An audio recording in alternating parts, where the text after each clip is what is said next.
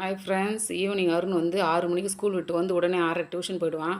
அதனால் அவனுக்கு சத்து மாவில் ஏவிஎஸ் சத்து மாவு எங்கள் சத்து மாவில் அவனுக்கு கொழுக்கட்டை செஞ்சு கொடுக்க போகிறேன். ஒரு 6 ஸ்பூன் சத்து மாவு, அதில் கொஞ்சம் தேங்காய் பூ போட்டு நல்லா பிசைஞ்சிக்கணும் ஃப்ரெண்ட்ஸ். அதில் கொஞ்சம் ஒரு 2 ஸ்பூன் நாட்டு சர்க்கரை. பாருங்கள், 6 கொழுக்கட்டைக்கு மட்டும் நான் செய்கிறேன். அதிகமாக செஞ்சால் சாப்பிட முடியாது, இது இனிப்புள்ள.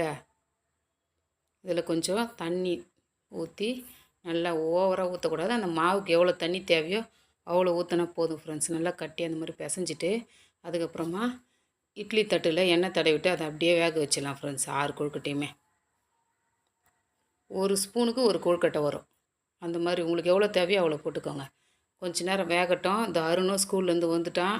அவ்வளோதான் ஃப்ரெண்ட்ஸ், கொழுக்கட்டை வெந்துச்சு. இப்போ கொழுக்கட்டை கூடவே இந்த 4 கொழுக்கட்டை ஒரு 3 தோசை வச்சு கொடுத்துட்டேன் ஃப்ரெண்ட்ஸ். அவ்வளோதான், பாய்.